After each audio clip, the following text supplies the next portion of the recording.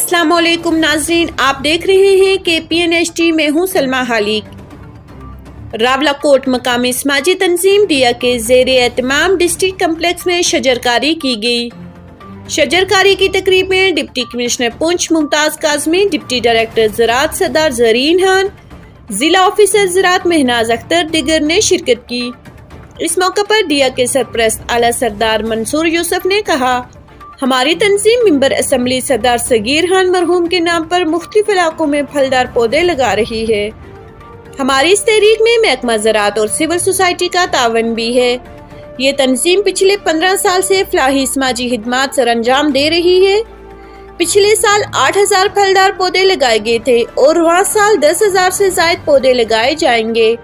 تنظیم سکولوں، مساجد، عیدگاہوں، قبرستانوں اور سڑک کے کنارے پودے لگیں گے۔ مزید نیوز اپڈیٹس کے لیے دیکھتے رہیے KPN-HD۔